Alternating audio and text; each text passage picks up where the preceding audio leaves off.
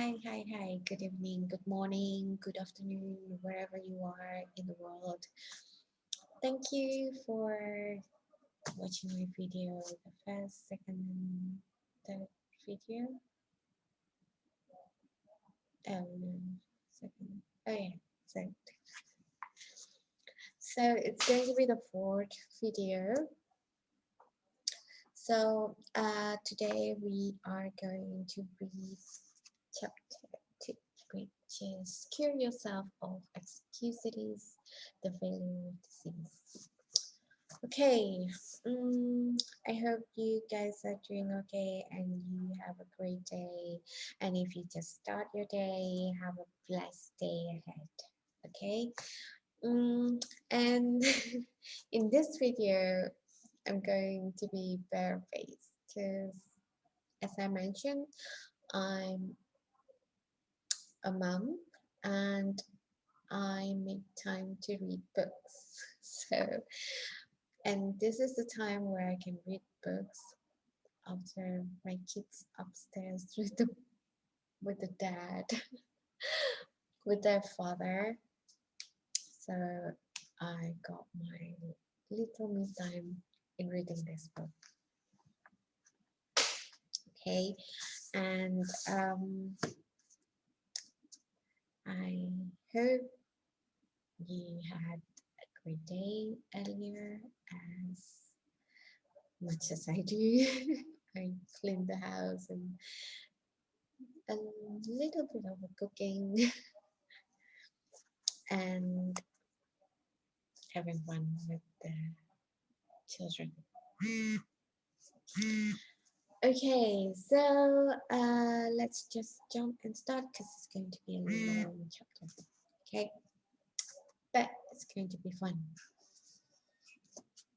I hope you're excited as me. Okay, all right, let's get started.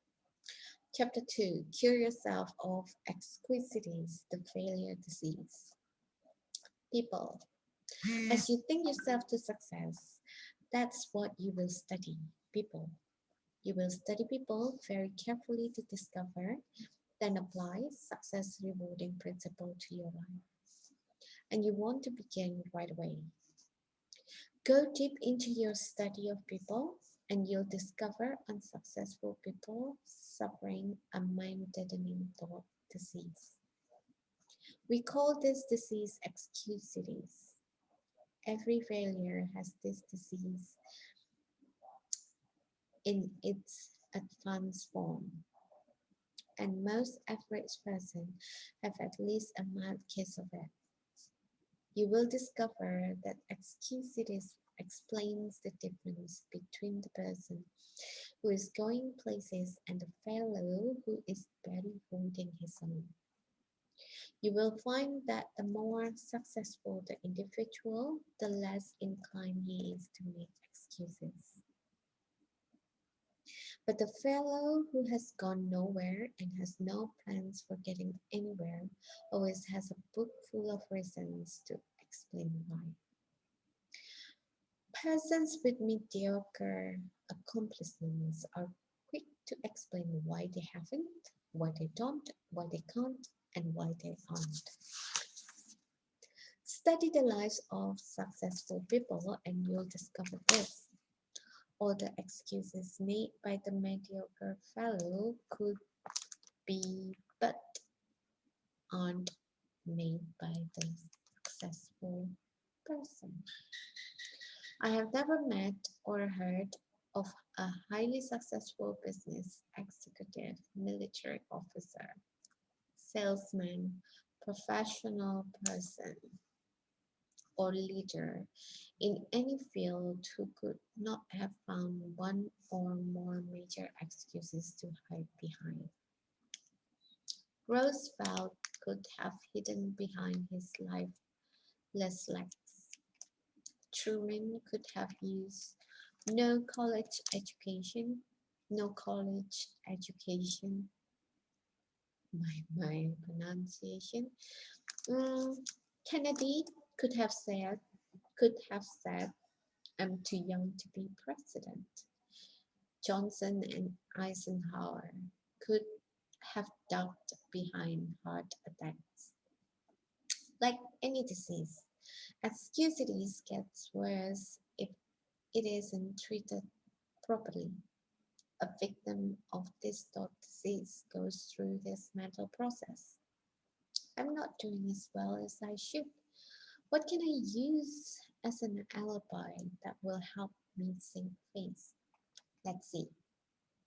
Poor health, lack of education, too old, too young, bad luck, personal misfortune, wife, the way my family brought me up. Once the victim of this failure disease has selected a good excuse, he sticks with it. Then he relies on the excuse to explain to himself and others why he is not going forward. And each time the victim makes the excuse becomes embedded deeper within his subconsciousness. Thoughts, positive or negative, grow stronger when fertilized with constant repetition. At first, the victim of excusities knows his alibi is more or less a lie. But the more frequently he repeats it, the more convinced he becomes that it is completely true, that the alibi is the real reason for his not being the success he should be. Procedure 1. Then, in your individual program of thinking yourself to success, must be to vaccinate yourself against excusities, the disease of failures. Speaking of vaccine, okay, the four most common forms of excusities. Excusities appears in a wide variety of forms, but the worst type of this disease are health excusities. Intelligence excusities, excusities, and luck excusities. Too many things. Now let's see just how we can protect ourselves from this four common ailment. From these four common ailments. Number 1, but my health isn't good. Health excusities ranges all the way from the chronic I don't feel good to the more specific I've got such and such wrong with me. Bad health in 1,000 different forms is used as an excuse for failing to do what a person wants to do, failing to accept greater responsibilities, failing to make more money, failing to achieve success. Millions and millions of people suffer from health excusities.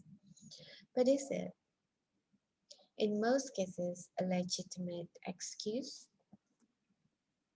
Think for a moment of all the highly successful people you know who could, but who don't use health as an excuse. My physician and surgeon friends tell me the perfect specimen of adult life is non-existent. There is something physically wrong with everybody. Many surrender in whole or in part of health excusities, but success-thinking people do not. Two experiences happened to me in one afternoon that illustrate the correct and incorrect attitudes toward health. I had just finished a talk in Cleveland. Afterward, one fellow, about 30, asked to speak to me privately for a few minutes. He complimented me on the meeting, but then said, "I'm afraid your ideas can't do me much good." You see, he continued. I've got a bad heart and I've got to hold myself in check. He went on to explain that he'd seen 4 doctors, but they couldn't find his trouble. He asked me what I would suggest to do. He do. Well, I said, I know nothing about the heart, but as one layman to another, here are 3 things I'd do. First, I'd visit the finest heart specialist I could find and accept his diagnosis as final. You've already checked with 4 doctors, and none of them has found anything peculiar with your heart. Let the 5th doctor be your final check. It may very well you've got a perfectly sound heart. But if you keep on worrying about it, eventually you may have a very serious heart ailment. Looking and looking and looking for an illness often actually produces illness. Highlight that one. The second thing I recommend is you read Dr. Sindler's great book. Sindler's great book, How to Live 365 Days a Year. Dr. Sindler, do correct me on how to pronounce this name, shares in this book that 3 out of every 4 hospital beds are occupied by people who have EII, emotionally induced illness. Imagine 3 out of 4 people who are sick right now would be well if they had learned how to handle their emotions. It's interesting, right? Read Dr. Slinder's book and develop your program for emotional management. Third, I resolved to live until I die. I went on to explain to this troubled fellow some sound advice I received many years ago from a lawyer friend who had an arrested case of tuberculosis. This friend knew he would have to live a regulated life, but this hasn't stopped him from practicing law, rearing a fine family, and really enjoying life. My friend, who now is 78 years old, expresses his philosophy in these words. I'm going to live until I die, and I'm not going to get life and death confused. While I'm on this earth, I'm going to live. Why be only half alive? Every minute a person spends worrying about dying is just 1 minute. Just 1 minute that fellow might as well have been dead. Thanks. Ouch. I had to leave at that point because I had to be on a certain plane to Detroit. On the plane, the second but much more pleasant experience occurred. After the noise of the takeoff, I heard a ticking sound.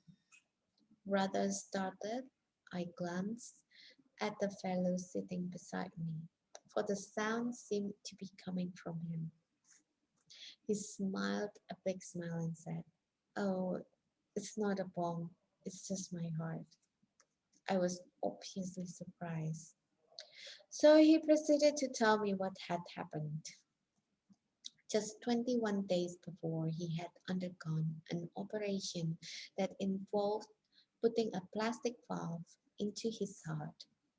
The ticking sound, he explained, would continue for several months, until new tissue has grown over the artificial valve. I asked him what he was going to do. "Oh," he said, "I've got big plans. I'm going to study law when I get back to Minnesota. Someday I hope to be in government work." The doctors tell me I must take it easy for a few months. But after that, I'll be like new. There you have two ways of meeting health problems.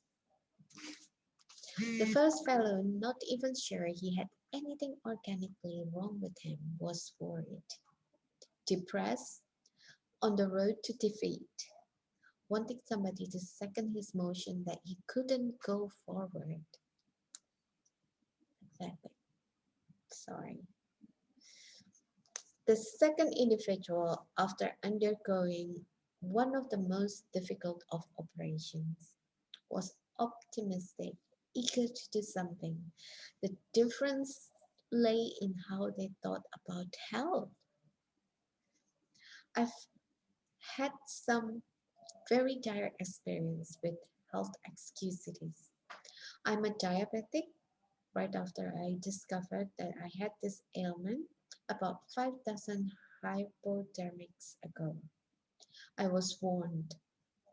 Diabetes, diabetes is a physical condition, but the biggest damage results from having a negative attitude towards it.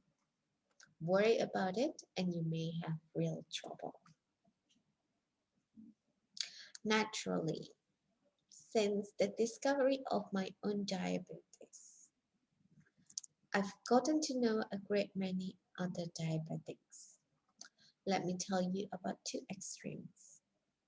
One fellow who has a very mild case belongs to that fraternity of the living dead, obsessed with a fear of the weather.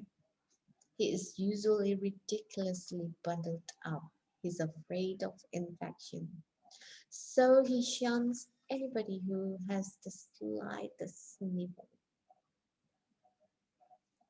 He's afraid of overexertion, so he does almost nothing.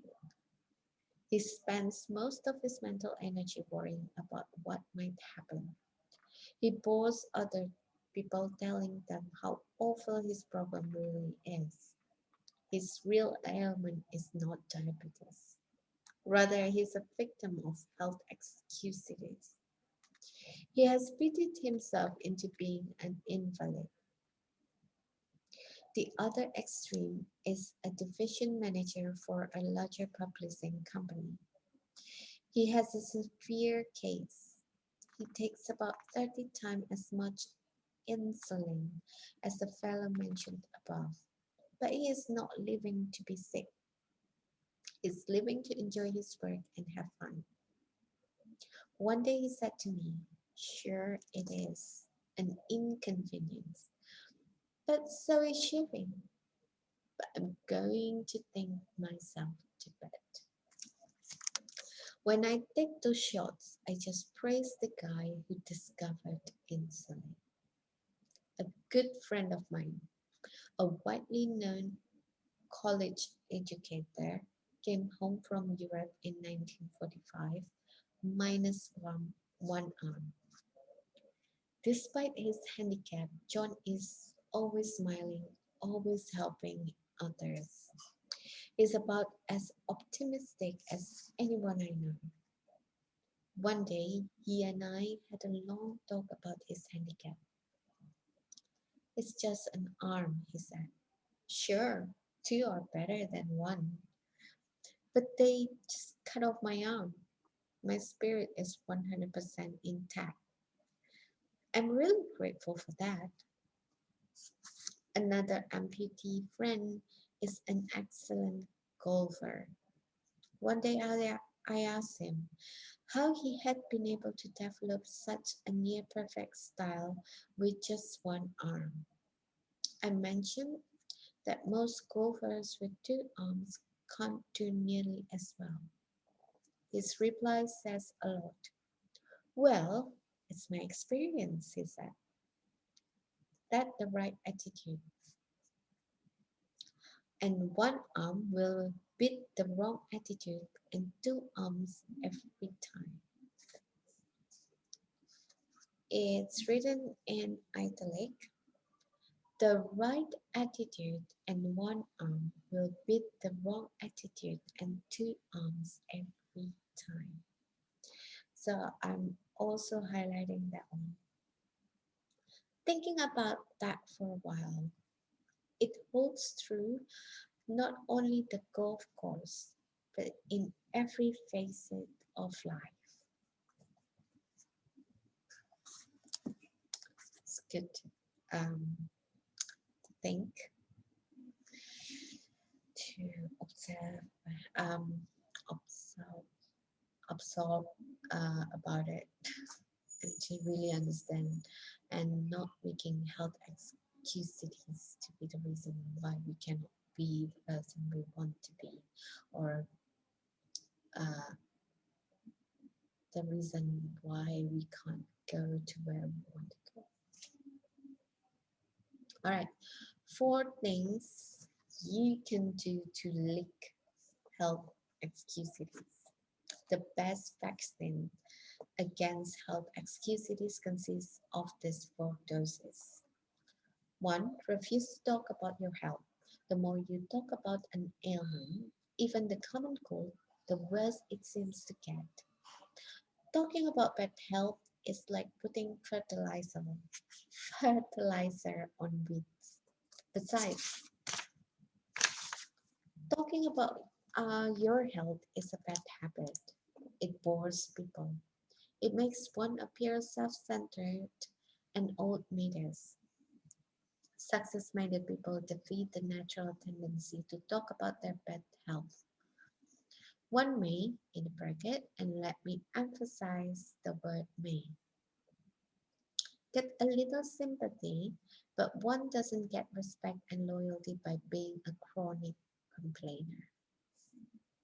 Number 2, refuse to worry about your health.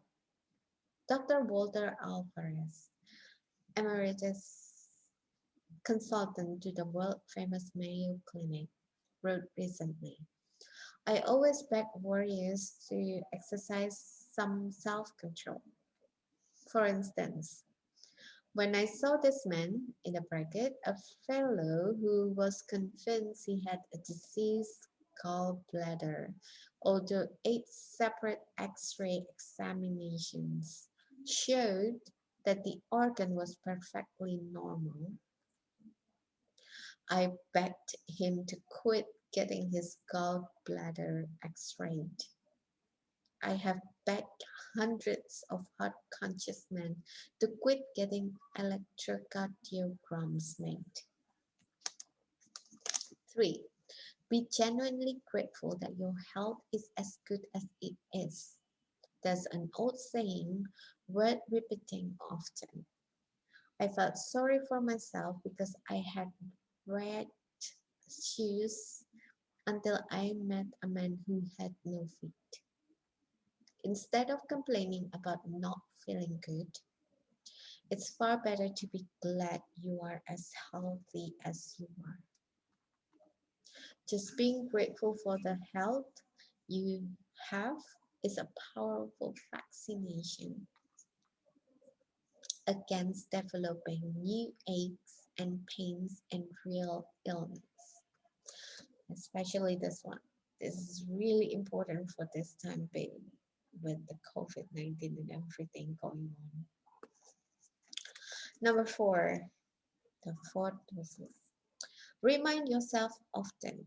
It's better to wear out than rust out. Life is yours to enjoy. Don't waste it. Don't pass up living by thinking yourself into a hospital bed. Who would want to be on the hospital bed, in the hospital bed? Okay, number 2. This is number 2 for the for most common forms of excuses.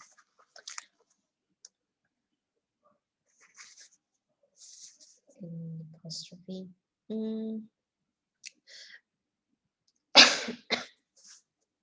Excuse me. But you've got to have brains to succeed. intelligence excusities, or I lack brains is common. That's what I thought too.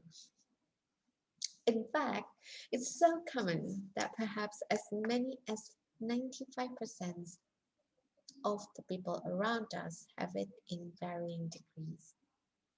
Unlike most other types of excusities, people suffering from this particular type of malady suffer in silence. Okay, people suffering from this particular type of the malady suffer in silence. Not many people will admit openly that they think they lack adequate intelligence. Rather, they feel it deep down inside. Most of us make two basic errors with respect to intelligence. Number one, we underestimate our own brain power. Number two, we overestimate the other fellow's brain power. Because of this error, many people sell themselves short. They fail to tackle challenging situations because it takes a brain.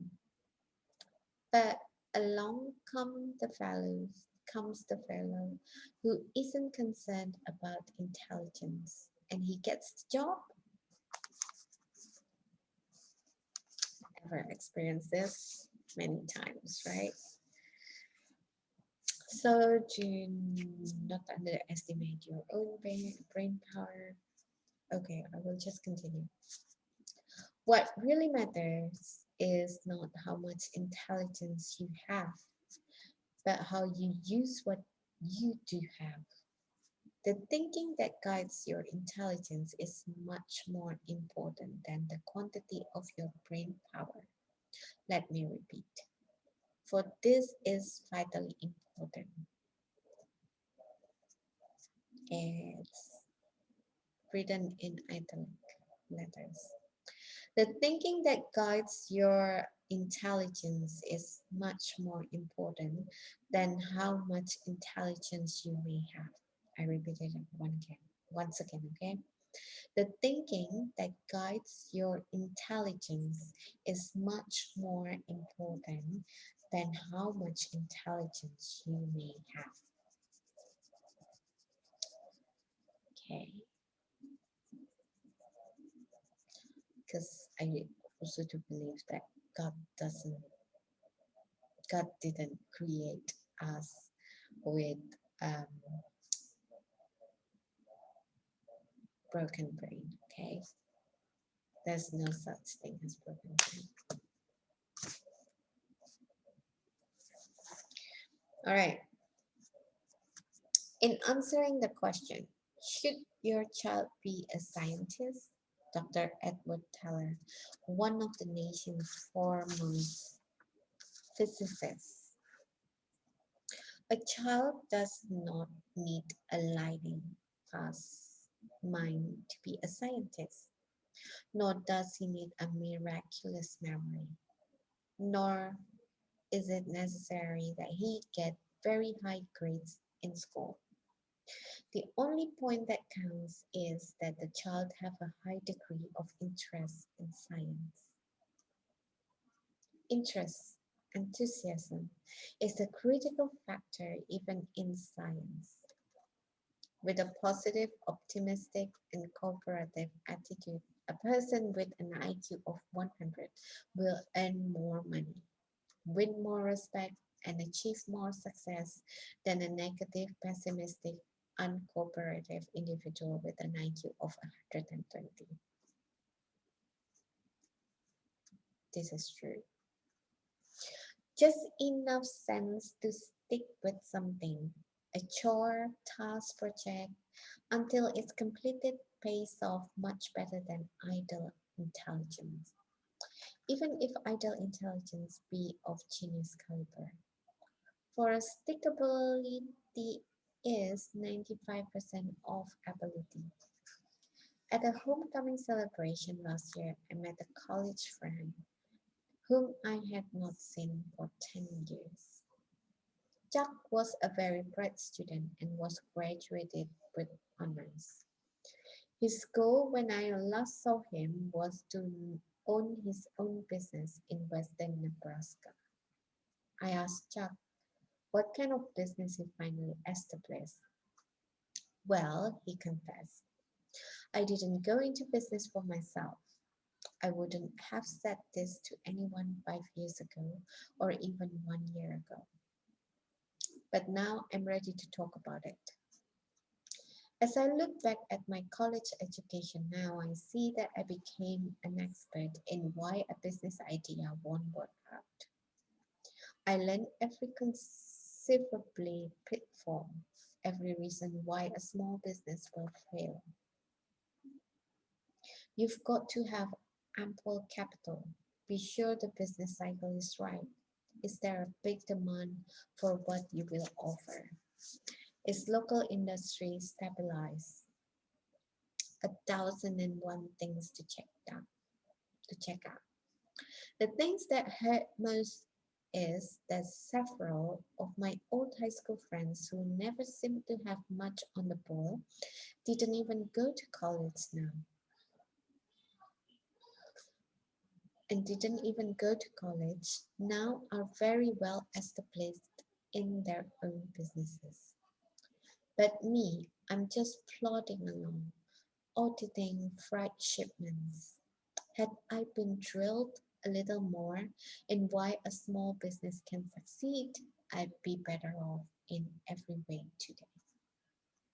The thinking that guided Chuck's intelligence was a lot more important than the amount of Chuck's intelligence. Why some brilliant people are failures. I've been close, it's written in italic letters. Why some brilliant people are failures. I've been close to many years to a person who qualifies as a genius, has high abstract intelligence, and is P beta kappa. Despite high abstract intelligence, despite this very high native intelligence, he is one of the most unsuccessful people I know. He has a very mediocre job, in a bracket, is afraid of responsibility. He has never married, in a bracket again, lots of marriages, and in divorce. He has few friends, in the brackets, people bore him. He's never interested in property of any kind. In a bracket, he might lose his money. This man uses his great brain power to empower why things won't work rather than directing his mental power to searching for ways to succeed. Because of negative thinking that guides his great reservoir of brains, this fellow contributes little and creates nothing. With a changed attitude, he could do great things indeed. He has the brain to be a tremendous success, but not the thought power. Another person I know well was inducted into the army shortly after earning a PhD. After earning PhD degree from a leading New York university. How did he spend his 3 years in the army? Not as an officer, not as a staff specialist. Instead, for 3 years he drove a truck. Why? Because he was filled with negative attitudes toward fellow soldiers. In the bracket, I'm superior to them. Toward army methods and procedures, in the brackets, they are stupid. Toward discipline, in the brackets again, is for others, not me. Toward everything, including himself, in the bracket, I'm a fool for not figuring out a way to escape this wreck. This fellow earned no respect from anyone. All his vast store of knowledge lay buried. His negative attitudes turned him into a flunky. Remember, the thinking that guides your intelligence is much more important than how much intelligence you have. Not even a PhD degree can override this basic success principle. Several years ago, I became a close friend of Phil F., one of the senior officers of a major advertising agency. Phil was the director of marketing research for the agency, and he was doing a bang-up job. Was Phil a brain? Far from it. Phil knew next to nothing about research technique. He knew next to nothing about statistics. He was not a college graduate, in bracket, though all the people working for him were. And Phil did not pretend to know the technical side of research. What then enabled Phil to command 30,000 US dollars a year, while not one of his subordinates earned $10,000 US dollars a year? This Phil was a human engineer. Phil was 100% positive. Phil could inspire others when they felt low. Phil was enthusiastic. He generated enthusiasm. Phil understood people, and because he could really see what made them tick, he liked them. Not Phil's brain, but how he managed those brains made him 3 times more valuable to his company than men who rated higher on the IQ scale. Out of every 100 person who enroll in college, fewer than 50 will graduate.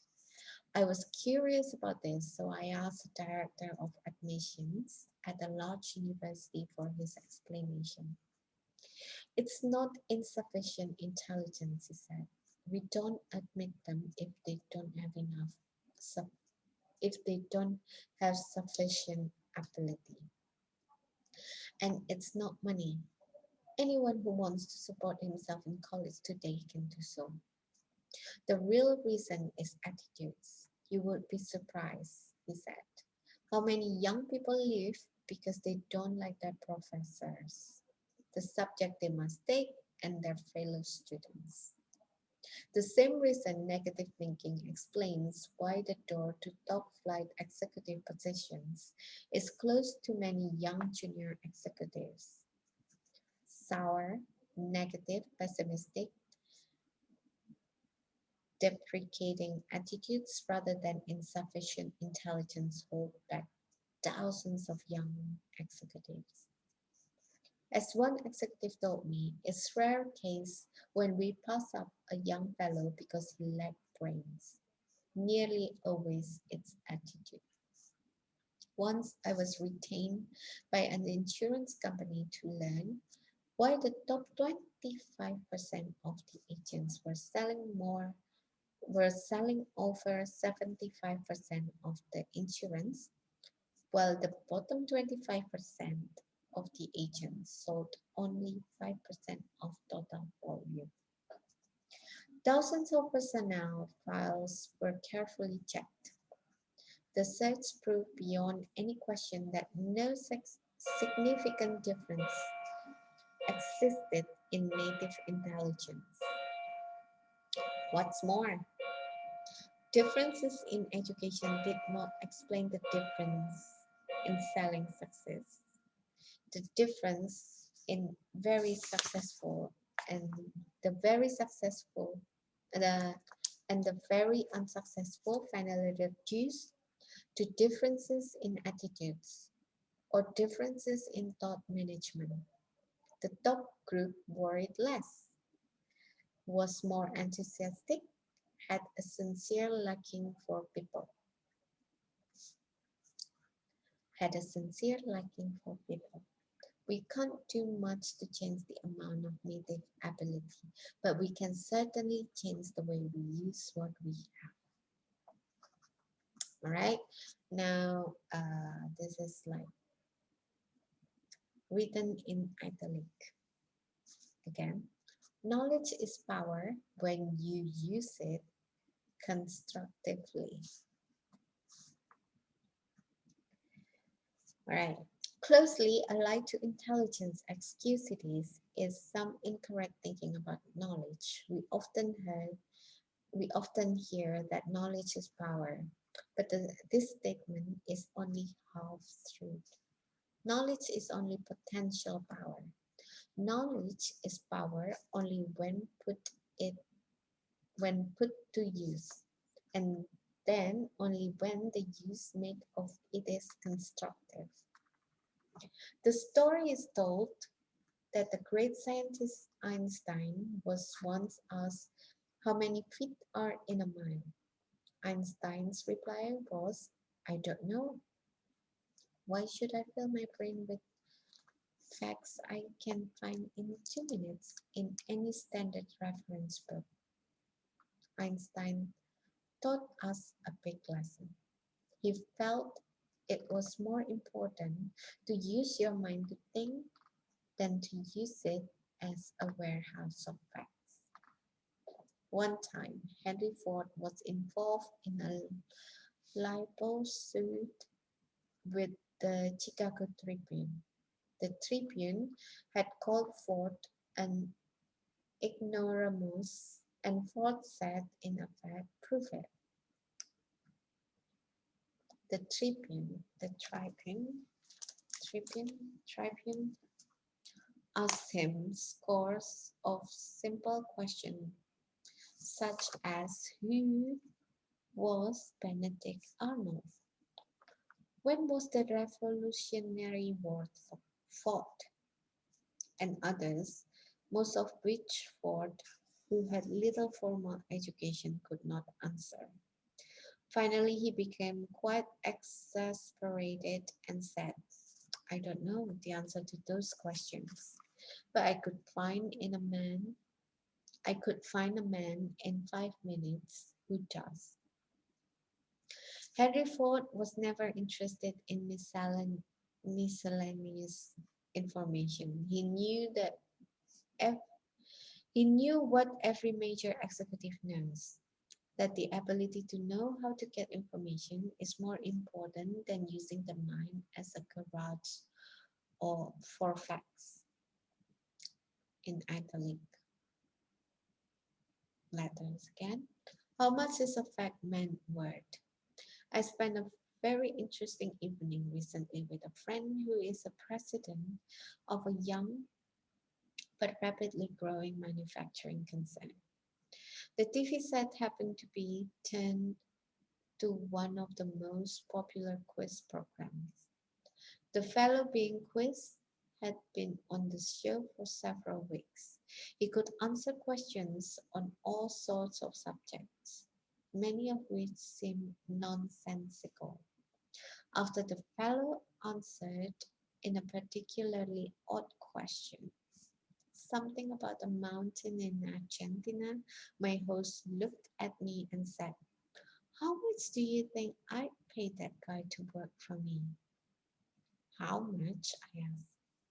Not a cent, over 300 US dollars, not per week, not per month, but for life. I've sized him up. That expert can't think, he can only memorize. He's just a human encyclopedia, and I figure out for 300 US dollars I can buy a pretty good set of encyclopedias. In fact, many that's too much. 90% of what that guy knows I can find in a $2 almanac. What I want around me, he continued, are people who can solve problems, who can think up ideas, people who can dream and then develop the dream into a practical application. An idea man can make money with me. A fact man can't.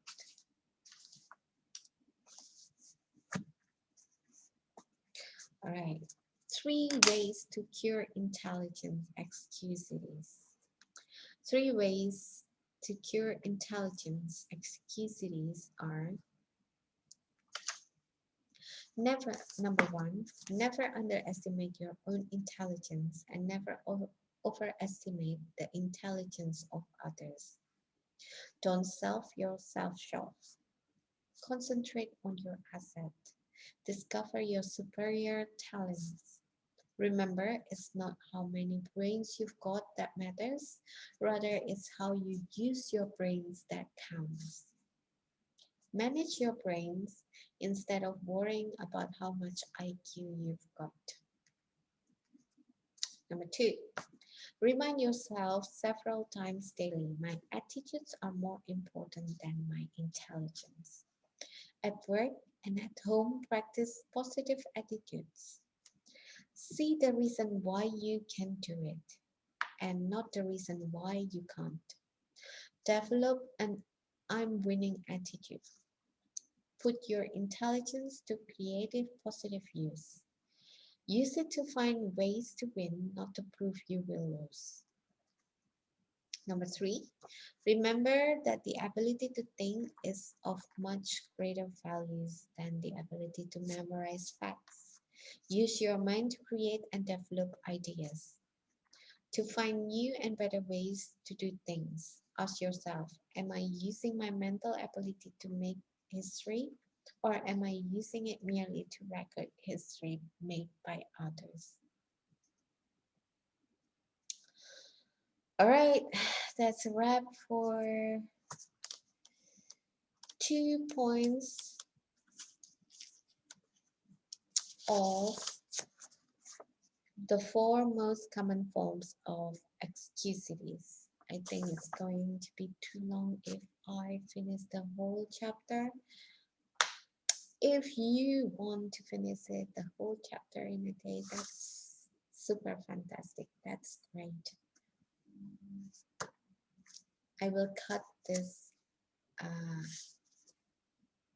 to this part and I will continue the third and the fourth in the following videos. Okay, and it's not that much left, but I think it will be good if I cut it off. So I hope you learned something as well, and if you have the aha moment from this part, maybe you can share. I've changed the setting of the video. I just realized that you guys cannot leave any comments on the videos because I ticked the box that the video is for children, so you can't leave comments because usually adult would leave comments that is inappropriate for kids to see, to read. So I've changed the settings so you can leave comments there, but I do wish you would leave comments appropriate for children to read as well. I hope you also think of those children or the young generations who would listen to this video as well. All right, so for the health excusities, I just want to share a little bit of my friend. He's a good friend. He has a brain tumor for quite some times now, but it doesn't make that his excusities for not continue working. He is still working at the company that we met and where we make friends. We travel together as well in a group, and I love his company. He's a very, very, very positive person, and I'm really, really proud of him because of his condition. He's not giving up on that, and he has a very, very positive attitude, very positive way of thinking. And now he's a father of a cute son, and he's an amazing friend. He still drives his motorbike to work, and um, I'm just admiring his positivity, and I believe that will work too for everyone. And I have an aunt also with a cancer, but she's genuinely a positive thinking kind of person. So she's very healthy. Um, Even though with a little bit of like a heart problem, uh, she's she's still enjoying life, I guess. Yes, she gets tired. Yes, she has difficulty moving her arms. Um, but she's she's normally okay. So still can cook. She still can clean the house. She's able to travel still. So yeah, I'm very proud of my auntie and my friend. And so everyone, do not use your health as your excuse not to get to where you are, where you want to be. So toughen up, everybody. And the intelligence excuses, I thought I want to share a little bit of my story. I thought I wasn't a bright student at school or the most genius person in the office. That is a totally wrong way of thinking, because God created us with a very exceptional and amazing brain. Why I said this is when I had my children, when uh, when I had babies and watched them grow, watch how they react to things. It's amazing. Their brain is amazing. Like they have logic. Like my first son, he has logic since he was born, day one. So he's a brilliant baby. When he was a baby, he didn't make us stay up at night. He sleeps through the night since day one. He never cries. He barely cries when he was a baby, until he knows that he can get anything by crying. But I think he cried. He uses crying as his weapon when he is in elementary school. So he's rarely cry.